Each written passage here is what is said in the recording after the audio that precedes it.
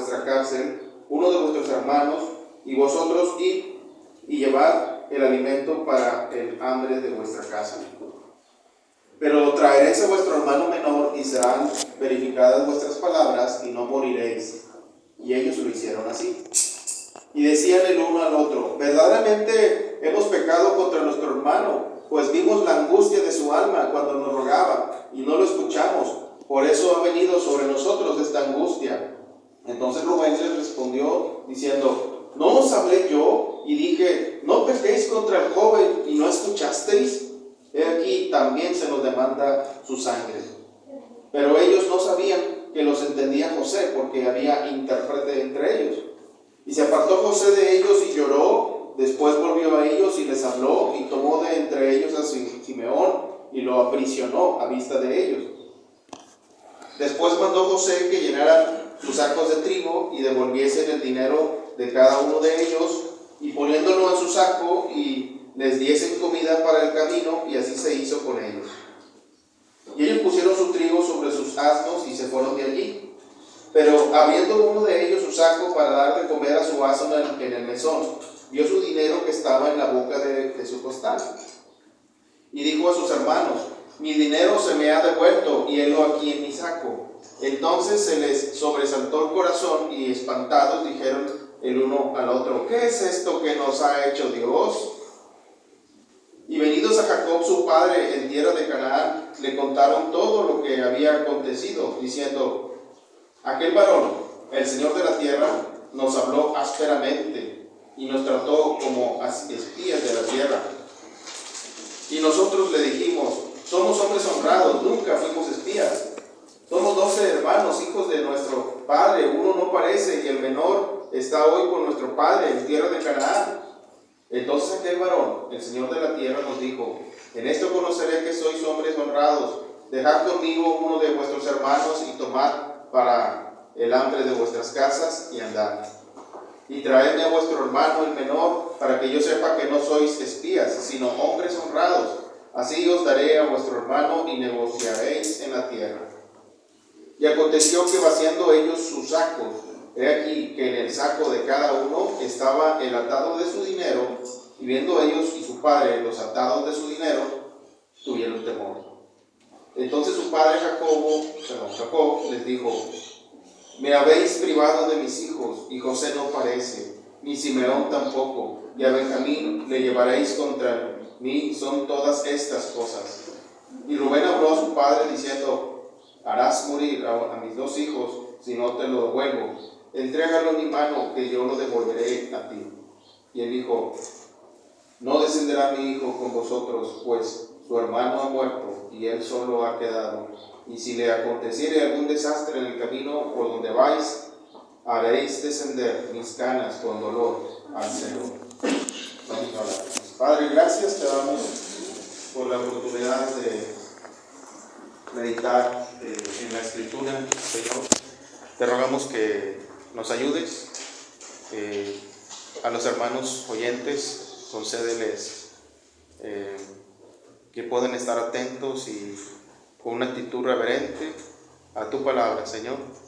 Y ayúdame a mí, Señor, que tu Espíritu Santo me ayude a predicar condenando tu palabra fielmente, Señor. Y que tu Espíritu Santo ayude a mis hermanos también a entender, a aplicar esta palabra. En el nombre de Cristo, nuestro Salvador, te lo pedimos. Amén. Amén.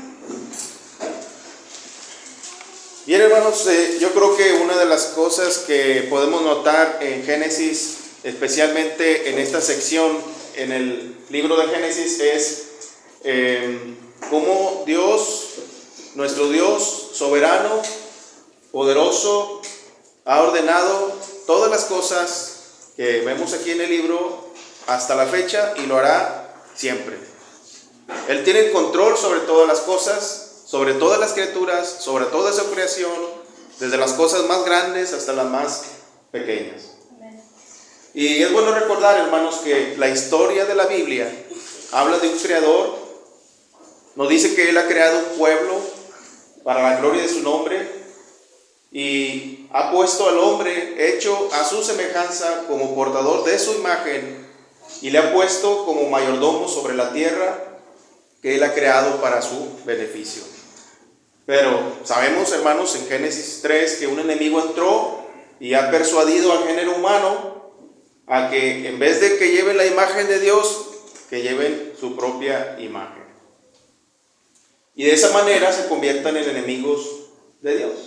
Así, hermanos, el trama o la historia es cómo Dios ha redimido y rescatado a un pueblo de las garras del enemigo y ha restaurado su imagen, y al final restaurará en un nuevo cielo y una nueva tierra todas las cosas.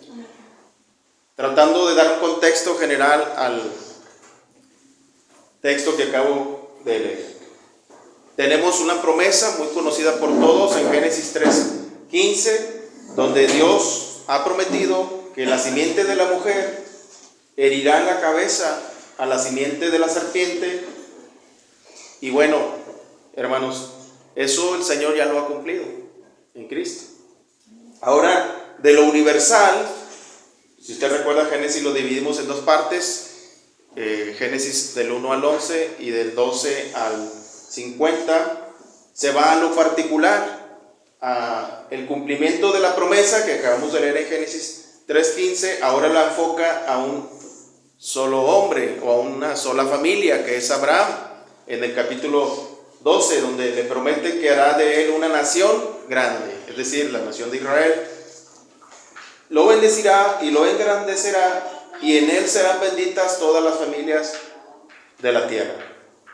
Y si nos pasamos hasta el Nuevo Testamento, Gálatas 3:6, el apóstol Pablo dice que esa simiente es Cristo. Y ahora, ¿cómo conectamos la historia principal con la historia de hoy de José y sus hermanos? Génesis 15:3, hermanos, y le voy a pedir que abra deje un separador o su dedo ahí. Génesis 15:13 nos va a ubicar en el contexto de lo que estamos viendo aquí.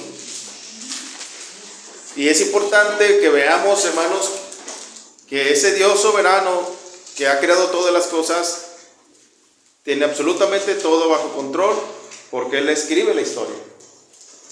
Génesis 15:13 dice: entonces Jehová dijo a Abraham: ten por cierto que tu descendencia morará en tierra ajena y será esclava allí, y será oprimida 400 años.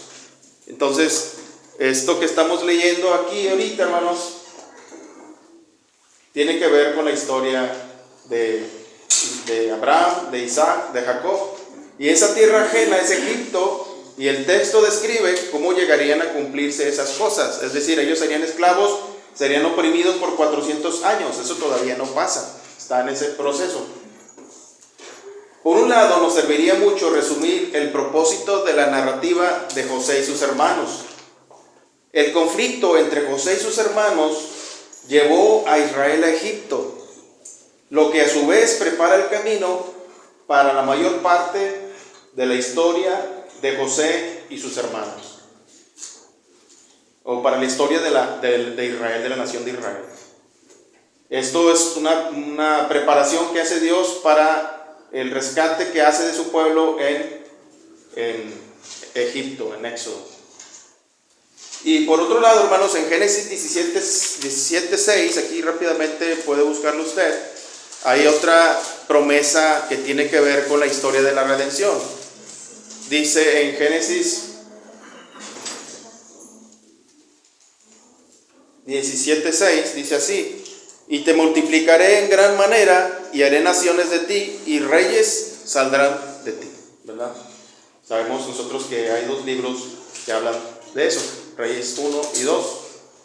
Si nos vamos a Hechos 7, hermanos, Esteban, el mártir, mencionó lo que estamos ahora viendo. En Hechos 7:52, no lo lea, dice así: ¿a cuál de los profetas no persiguieron vuestros padres y mataron a los que anunciaron de antemano la venida del justo, de quien vosotros ahora habéis sido entregadores y matadores? ¿Verdad? Si usted recuerda, Esteban hace una historia, o más bien una narración de todo lo que ha pasado y menciona precisamente estos hechos que estamos estudiando en Génesis con respecto a José y sus hermanos.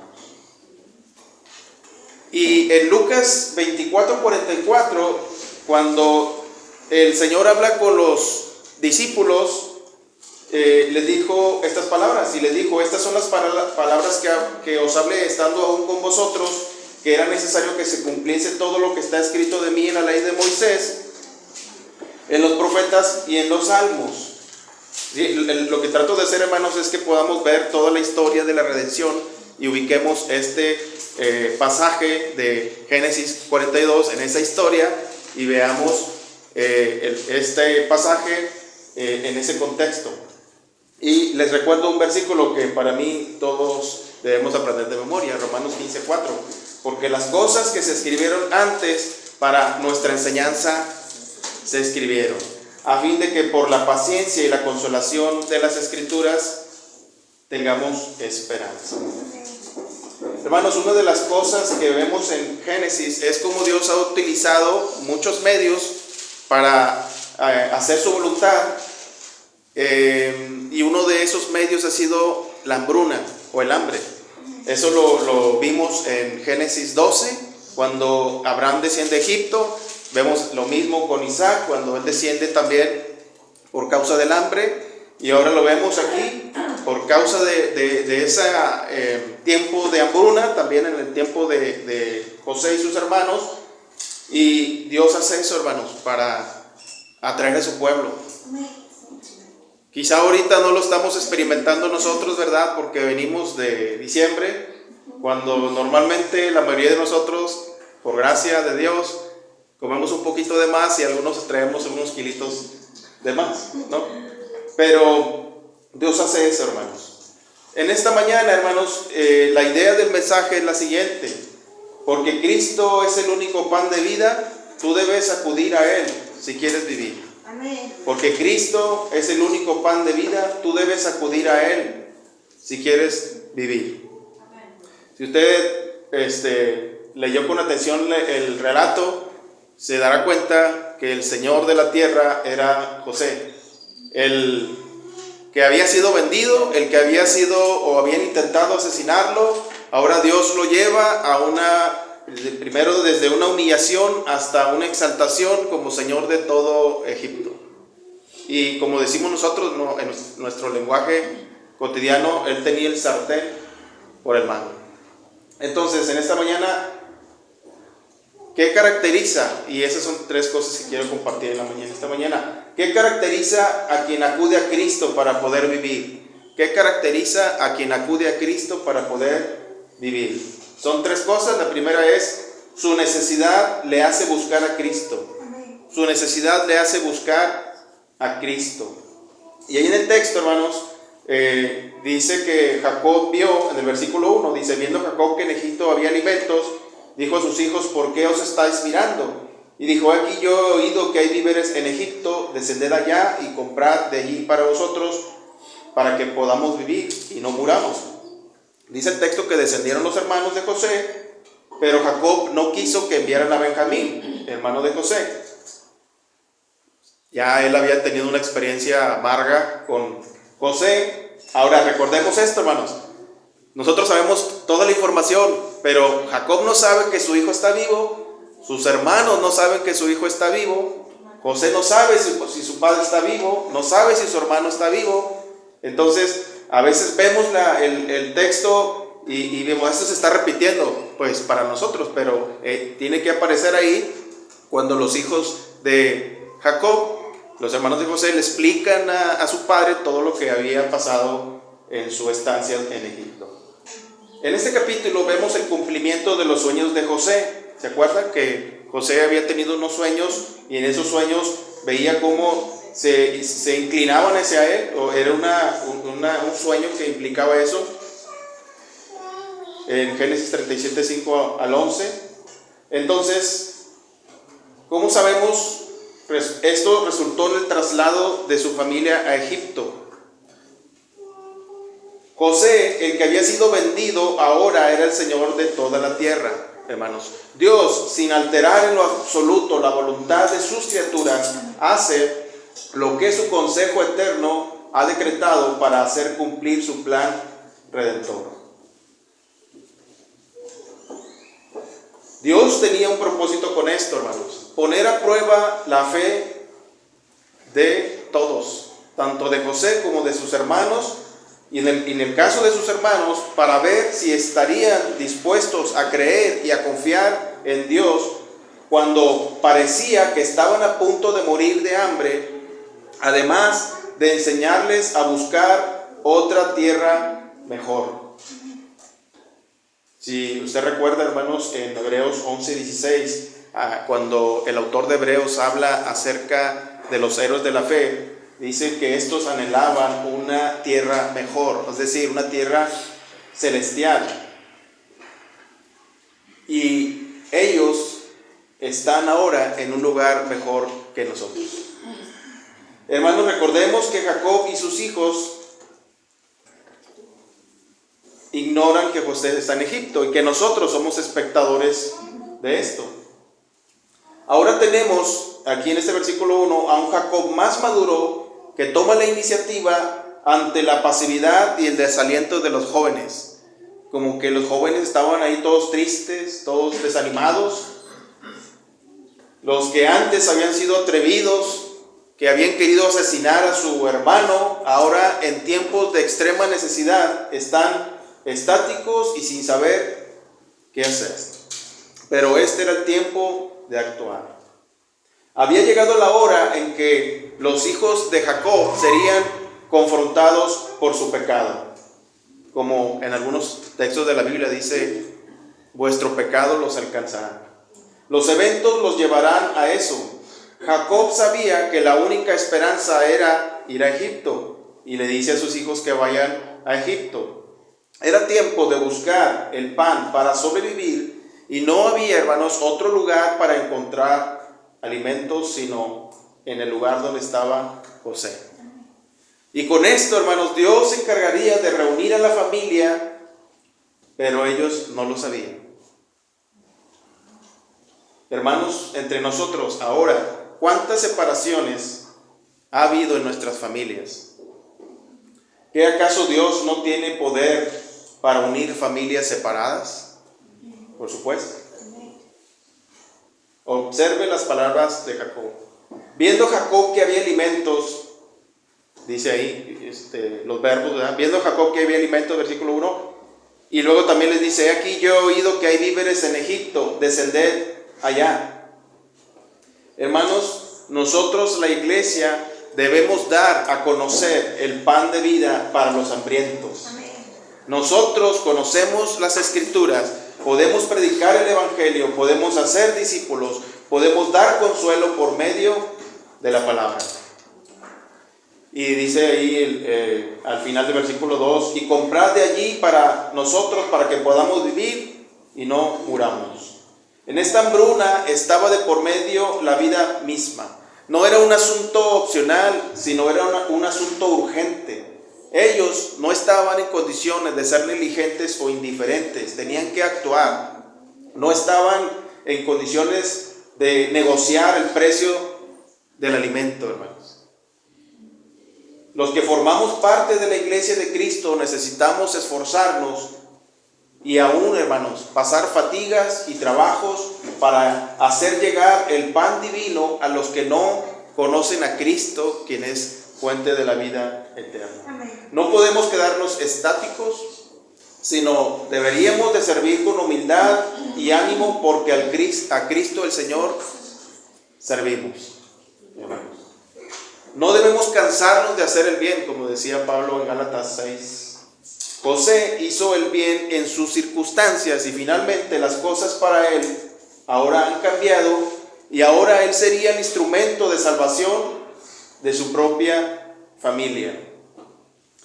Al final del relato decía Jacob que todo parecía estar en su contra, y eso es algo impactante, como cuando todo parecía estar en su contra, sabemos que al final las cosas terminaron bien para ellos. Hermanos, los tiempos de necesidad son tiempos de oportunidad. La familia de Jacob fue a un lugar por trigo para hacer pan. Ahora hay muchas personas que están sin el pan de vida. ¿Y sabe cuál es ese lugar? Porque si pone atención en el texto, se menciona un lugar. Es la iglesia, hermanos. Nuestra iglesia es el lugar donde las personas que no conocen el pan de vida que es Cristo lo pueden encontrar. La pregunta es para nosotros en esta mañana: ¿estamos conscientes de esa responsabilidad y privilegio? Nosotros como iglesia, hermanos, no deberíamos quedarnos mirando como los hijos de Jacob. No tenemos tiempo de estar en amargura, no tenemos tiempo de estarnos quejando, no tenemos tiempo de hacernos las víctimas. Dios nos ha traído, hermanos, para dar, porque de gracia recibimos y de gracia también debemos dar. En tiempos de necesidad, la humildad es lo que caracteriza a quienes acuden a Cristo. Quizá, hermanos, podamos decir que la gente está endurecida, que no quiere saber nada de las cosas de Dios, pero no necesariamente es así, hermanos. Porque hay mucha gente que por no escuchar el Evangelio se va a las sectas o busca divinas o va a donde se les habla de alguna esperanza que no es la esperanza que nosotros tenemos, la única esperanza y la única verdad. Entonces, hermanos, confiemos en el poder de Dios para unir lo que parece imposible. La familia de Jacob es un ejemplo de esto. Él puede unir, es decir, Cristo puede unir y restaurar lo que nosotros no podemos. A veces puede parecer difícil, hermanos, pero tenemos la palabra de nuestro lado, hermanos. Cristo mantiene unida a su iglesia, aunque nosotros hagamos lo necesario para alejarnos. Pero, hermanos, un día estaremos todos juntos adorando a nuestro Dios. Pero mientras tanto, tenemos trabajo. 2 Corintios 5:20 dice que así que somos embajadores en nombre de Cristo, como si Dios rogase por medio de nosotros. Os rogamos en nombre de Cristo, reconciliaos con Dios. Esa es lo que Pablo llama la palabra de la reconciliación. Hermanos, nosotros somos los que podemos dar el pan de vida. Decía el predicador Carlos Spurgeon que alguien que comparte el Evangelio es como un limosnero o un mendigo diciéndole a otro mendigo dónde hay pan. Amén.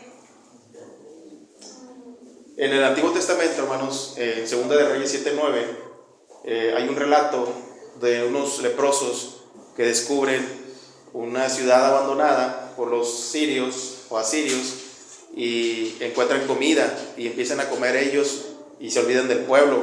Y después de estar comiendo un rato, empiezan a pensar y dicen: no estamos haciendo bien. Hoy es día de buena nueva y nosotros callamos, y si esperamos hasta el amanecer, nos alcanzará nuestra maldad. Entonces, hermanos, porque Cristo es el único pan de vida, tú debes acudir a Él si quieres vivir. La exhortación del punto anterior, hermanos, es que nosotros, la iglesia, seamos en ese sentido como José, los que tienen el pan de vida, el pan espiritual, el que da vida eterna, hermanos, que es Cristo. Lo tenemos en su palabra, lo conocemos, lo creímos y necesitamos proclamarlo y predicarlo. Amén. Número 2, ¿qué caracteriza a quien acude a Cristo para poder vivir? Su condición le hace ser sumiso a Cristo. O sea que una persona que acude a Cristo para poder vivir es sumiso a Cristo. Versículo 6. Aunque parezca que no tenemos respuesta de Él. Aunque parezca que no tenemos respuesta de Él. Versículo 6. Y José era el Señor de la tierra, quien le vendía a todo el pueblo de la tierra. Y llegaron los hermanos de José y se inclinaron a él rostro a tierra. Hermanos, José estaba en una posición de poder y él tenía en sus manos la vida de todo el pueblo de la tierra. Y sería un grave error para los hermanos de José no mostrar respeto y reverencia a él de parte de sus hermanos quienes no sabían que era José. Ellos llegaron con la actitud correcta y cumplieron literalmente el sueño de José cuando se inclinaron a él. ¿Se acuerdan? Que sus hermanos hasta se molestaron con él cuando les relató el sueño. Pero ¿qué reacción tuvo José, hermanos? Dice que vio a sus hermanos, los conoció, versículo 7, pero hizo como que no los conocía y además les habló ásperamente y les dijo: ¿de dónde habéis venido? Y dice en el versículo 8: José pues conoció a sus hermanos, pero ellos no le conocieron. Qué curioso, ¿no? En Juan capítulo 1 dice: a lo suyo vino y los suyos no le conocieron. La actitud de José era razonable. Ojo con eso, hermanos, porque pudiéramos pensar que José está actuando de una manera déspota, pero si analiza bien el texto, no. La actitud de José era razonable debido a que no sabía si sus hermanos habían cambiado. Quizá seguían siendo crueles y envidiosos. Es evidente que José estaba probando la sinceridad de sus hermanos, porque ¿y qué tal si ellos habían asesinado ya a su hermano Benjamín? Qué casualidad, diría él, ¿verdad? Que no viene Benjamín, viene todo menos Benjamín. Hermanos, José era el señor de la tierra de esa época, pero Cristo es el Rey de Reyes y Señor de Señores. Y uno de los tipos más evidentes en la Biblia es el de José con Cristo. José fue humillado y luego exaltado. Cristo fue humillado y luego fue exaltado. Filipenses 2:9 dice que también Dios lo exaltó hasta lo sumo y le dio un nombre que es sobre todo nombre, para que en el nombre de Jesús se doble toda rodilla de los que están en los cielos y en la tierra y debajo de la tierra, y toda lengua confiese que Jesucristo es el Señor, para gloria de Dios el Padre. Entonces, el que llega a Cristo debe llegar con una actitud sumisa, pidiendo misericordia. Si alguien quiere acercarse a Dios, lo debe hacer con sumisión. Decía Santiago en el capítulo 4, versículo 8: acercaos a Dios y Él se acercará a vosotros. Pecadores, limpiad las manos, y vosotros los de doble ánimo, purificad vuestros corazones. Afligíos y lamentad y llorad. Vuestra risa se convierta en lloro y vuestro gozo en tristeza. Hermanos, Cristo probará nuestra humildad. Cristo probará nuestra fe y parecerá que es áspero con nosotros. Pero, hermanos, nos está probando. Cómo pasar toda una vida de pecado, años y años alejados del Señor, y luego ya queremos regresar y esperamos que todo fluya bien, hermanos. Por eso mucha gente que se aleja de la iglesia, que se aleja de Dios y luego quiere regresar, y se desaniman 2-3 días y vuelve otra vez a lo de antes.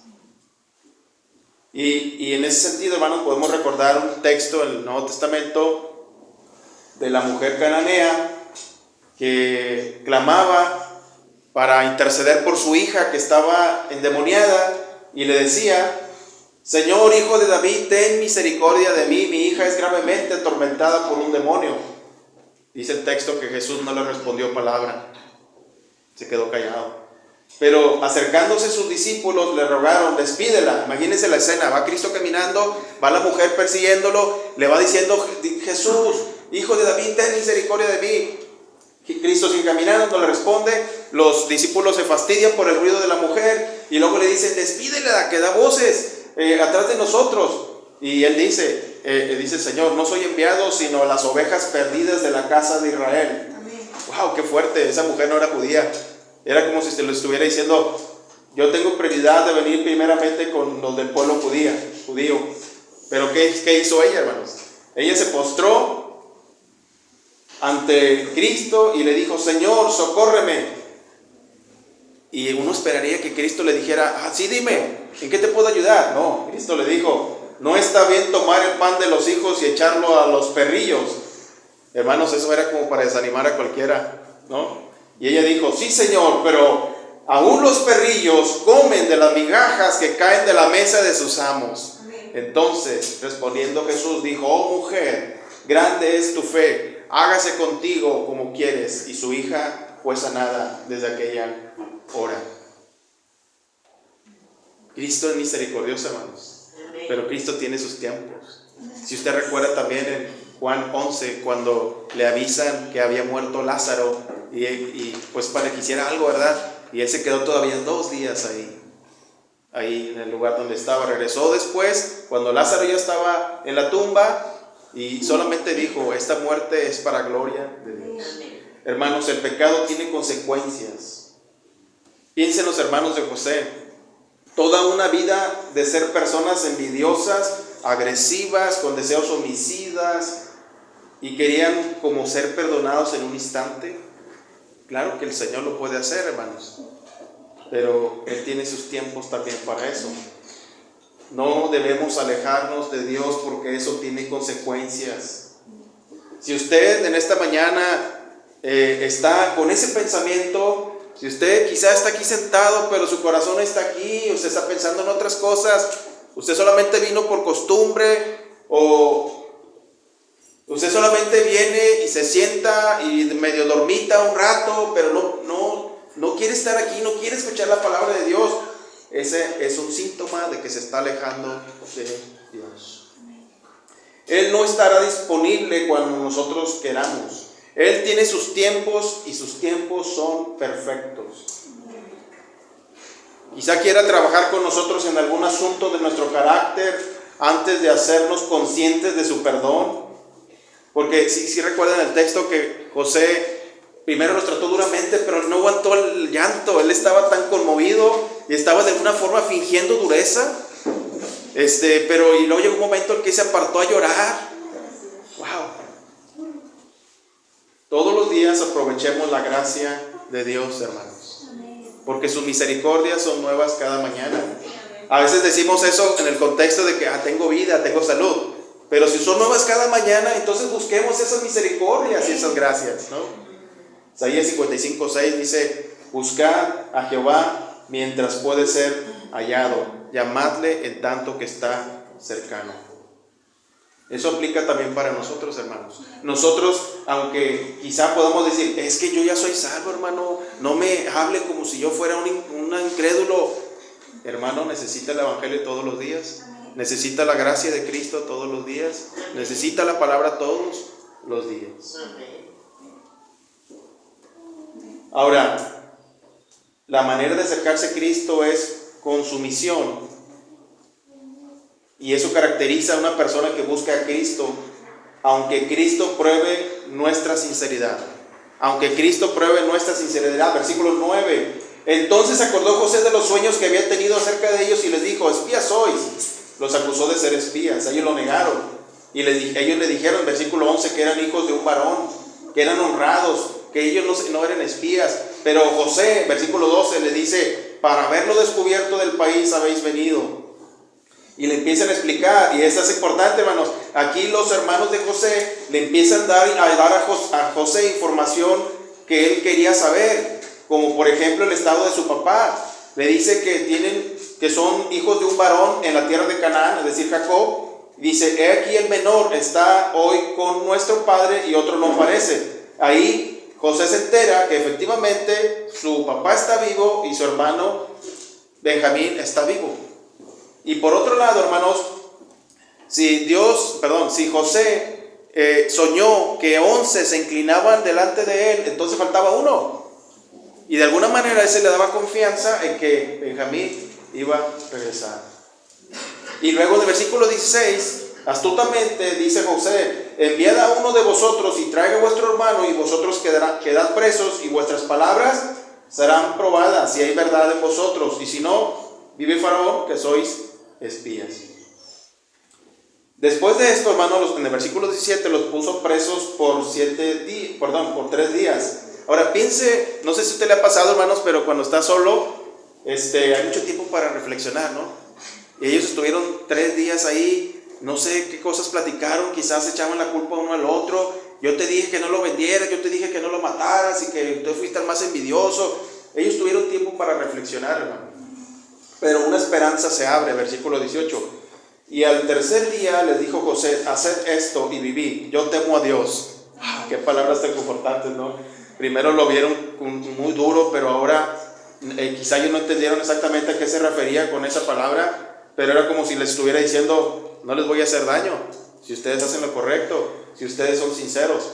Versículo 19, si sois hombres honrados, quede preso en la casa de vuestra cárcel uno de vuestros hermanos, y vosotros id y llevad el alimento para el hambre de vuestra casa, pero traeréis a vuestro hermano menor, y serán verificadas vuestras palabras, y no moriréis. Y ellos lo hicieron así.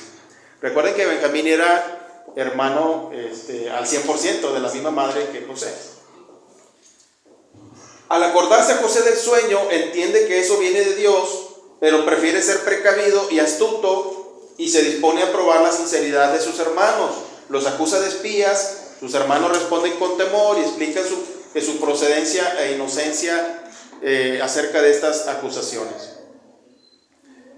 José obtiene información y está probando la sinceridad de sus hermanos.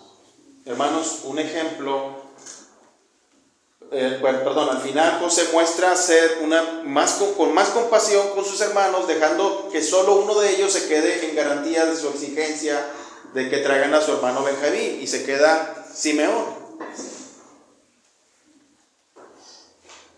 Él quiere corroborar si verdaderamente son sinceros y ha habido un cambio en sus vidas. Ahora los hermanos de José tendrán la dificultad de convencer a su padre Jacob de traer a su hermano Benjamín a Egipto.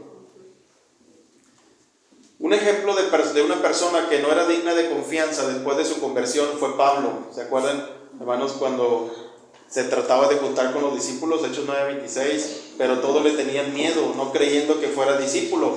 Y Bernabé le trajo a los apóstoles y les contó cómo él había predicado valerosamente en el nombre de Jesús. Y en Gálatas 1:23, Pablo decía que aquel que en otro tiempo nos perseguía, ahora predica la fe que en otro tiempo asolaba, y glorificaban a Dios en mí.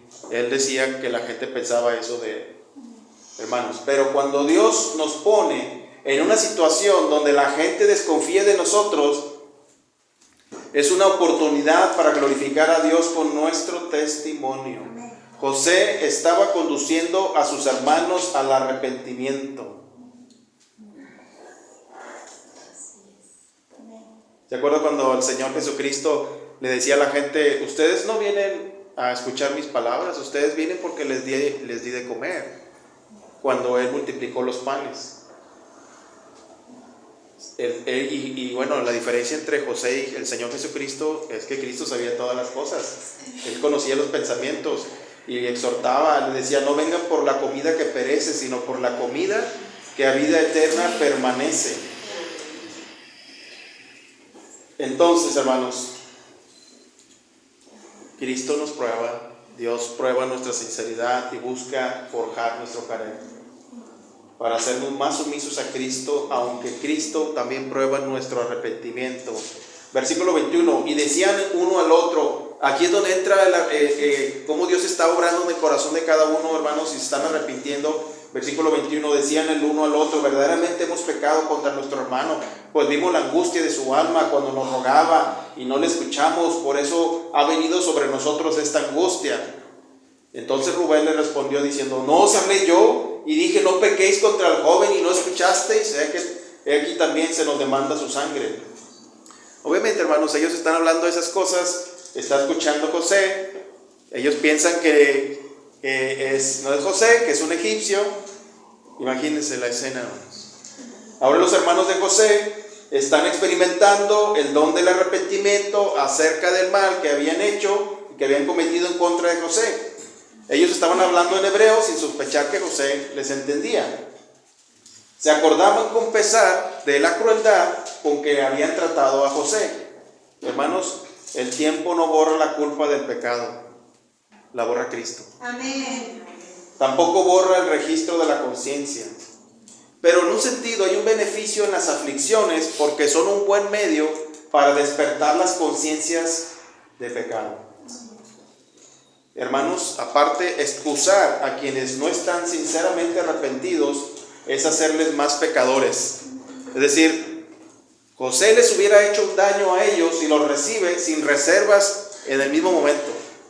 Porque José pudo haberse descubierto antes sin necesidad de hacer todo lo que hizo. Pero lo que él hizo fue muy sabio, hermanos, y Dios lo dirigió en lo que hizo. Dios muchas veces nos hace pasar circunstancias difíciles para buscar un genuino arrepentimiento en nosotros. Hermanos, si Dios nos diera todo fácilmente, quizá nos alejaríamos más de Él. Él puede exhibirnos y recordarnos pecados no confesados y ocultos. Dios, como dice Pablo en Gálatas 6, no puede ser burlado. Este proceso del arrepentimiento, hermanos, puede ser doloroso, pero es útil para que cambiemos de proceder, para que cambiemos de conducta y de pensamiento. Dios busca en nosotros que nos entristezcamos al pecar en contra de Él, porque a veces nos entristecemos por lo que nos pasa a nosotros, y eso no es un verdadero arrepentimiento. Es que me enfermé, es que tengo problemas en mi matrimonio, es que perdí el trabajo y ya voy a la iglesia, pero ese no debe ser el motivo, hermanos. El motivo debe ser que estamos ofendiendo a un Dios santo. La tristeza que puede producirnos las pérdidas terrenales y temporales no es provechosa muchas veces, hermanos. A veces ponemos más atención en esas cosas. Es mejor arrepentirnos que ser condenados. El que se arrepiente busca exaltar el nombre de Cristo. Proverbios 28:13. El que encubre sus pecados no prosperará, mas el que los confiesa y se aparta alcanzará misericordia. Porque Cristo es el único pan de vida. Tú debes acudir a Él si quieres vivir. Número 3, ¿qué caracteriza a quien acude a Cristo para poder vivir? Su fe le hace esperar el tiempo de Cristo. Su fe le hace esperar el tiempo de Cristo. Versículo 23. Ellos no sabían que José los entendía porque había un intérprete. José se apartó de ellos, versículo 24, y lloró. Pues ¿cómo no iba a llorar, hermanos? Después volvió a ellos y les habló, y tomó de entre ellos a Simeón y lo aprisionó a vista de ellos. Significa que lo amarró. En otras traducciones dice que lo encadenaron. Y bueno, tenía que darle cierto realismo, aunque no estaba actuando necesariamente, hermanos. Pero aquí José muestra misericordia cuando llena sus sacos de trigo y les devuelve el dinero a cada uno de ellos, poniéndolos nuevamente en su saco. Y ellos se fueron con sus asnos sin saber que estaba todo el dinero ahí. Versículo 27, abrieron sus sacos para dar de comer a sus asnos y vieron que el dinero estaba en el costal de cada uno de ellos.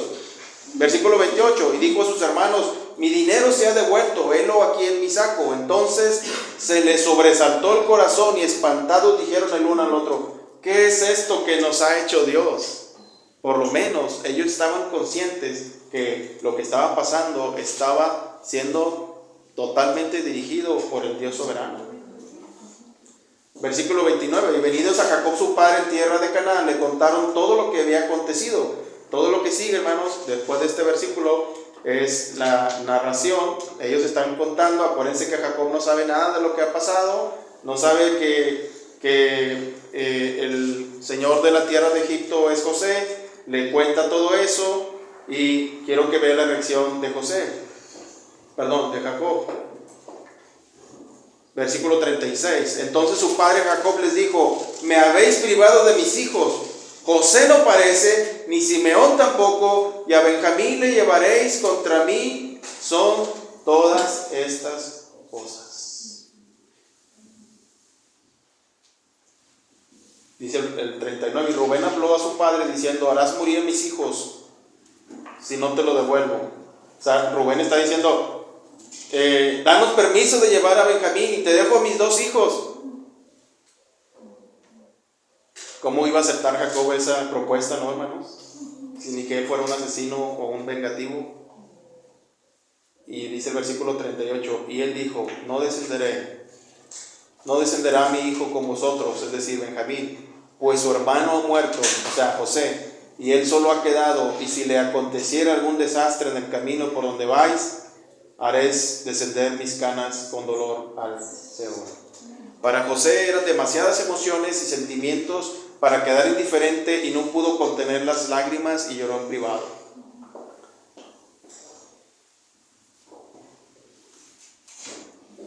Dice el comentarista Matthew Henry, las malas conciencias, y esto lo comenta después de que recibieron esa bendición de meter el dinero nuevamente a sus costales, y cómo se sorprendieron ellos de eso. Y dice Matthew Henry, las malas conciencias son inclinadas a tomar en mal sentido las bondades de la providencia. Seguramente si les hubiera robado el dinero no se habrían sentido tan aterrorizados como lo estaban ahora al encontrar el dinero en sus sacos. A veces nos sorprenden las misericordias de Dios, hermanos. No nos la creemos, pero es una oportunidad para glorificar su nombre y para darle gracias.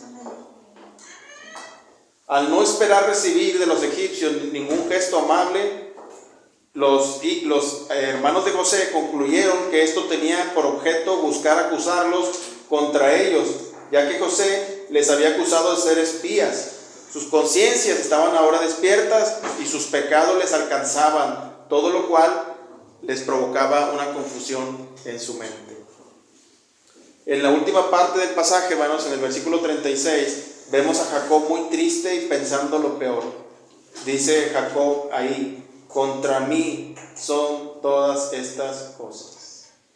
Hermanos, los cristianos a veces estamos como Jacob, pensando que todo está perdido, pero Dios puede darnos grandes sorpresas. Amén. Jacob pensaba que había perdido a José, pero realmente José fue el instrumento que Dios usó para preservar su familia y también a nosotros, porque nosotros somos descendientes de Abraham. ¿Se acuerdan cuando el Señor estaba hablando con los discípulos de Emaús? Estaban tristes porque había muerto el Señor Jesucristo y el Señor se les acerca y les dice, ¿de qué están hablando? Y luego se les reveló ahí a ellos. Su tristeza se convirtió en gozo. Jacob pensaba que José estaba muerto.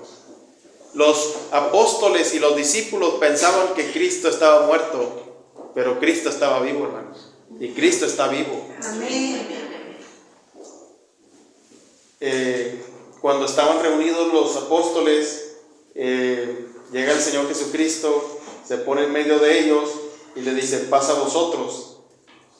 Ellos se espantaron y se atemorizaron y pensaban que quizá estaban viendo un espíritu, pero Él les dijo, ¿por qué estáis turbados y vienen de vuestro corazón estos pensamientos?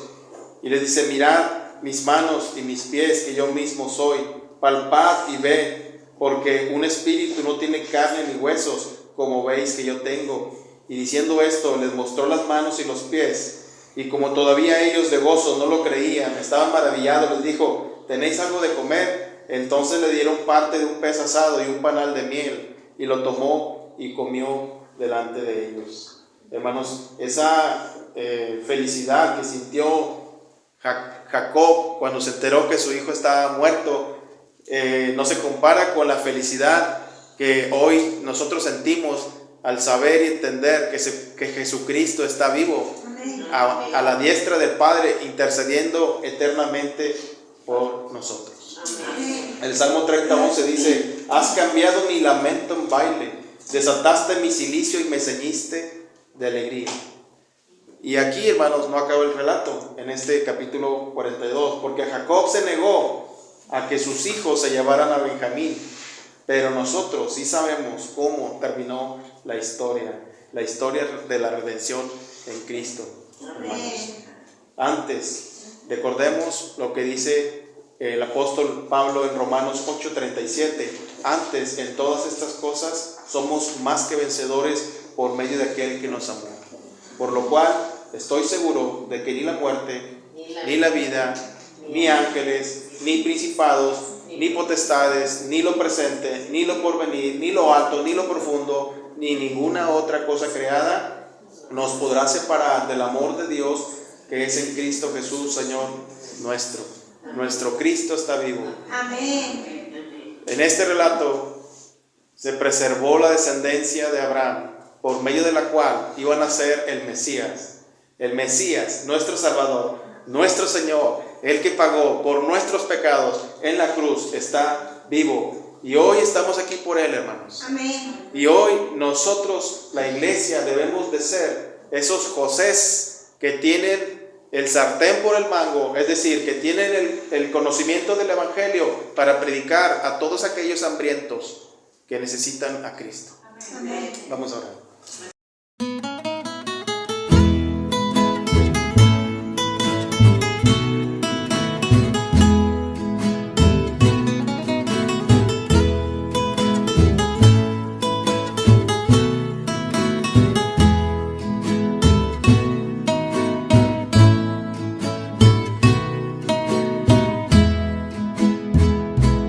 Como Sansón viví equivocado,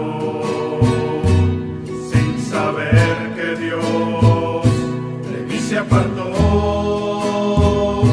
Ahora mi vida la siento vacía y la hipocresía conmigo acabó. Y ahora, Señor, buscándote estoy, viniendo ante ti, pidiendo perdón, postrado ante ti estoy. Y ahora, Señor, buscándote estoy, viniendo ante ti, pidiendo perdón. Escúchame, Señor, perdóname. Perdóname.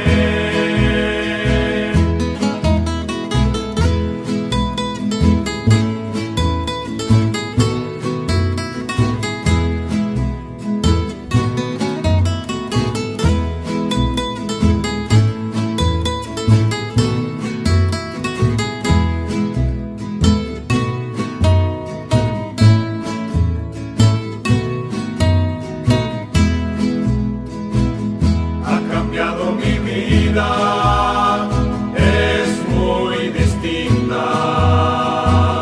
Ya no sigo a mis ojos, sigo a mi Señor. No sigo en tinieblas, me dio la vida eterna.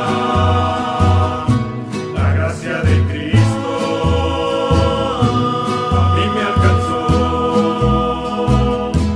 Y ahora, Señor, gozándome estoy, tu presencia en mí, no vivo ya yo, sino Jesucristo en mí. Y ahora, Señor, gozándome estoy, tu presencia en mí, no vivo ya yo, sino Jesucristo en mí, y ya tuyo soy.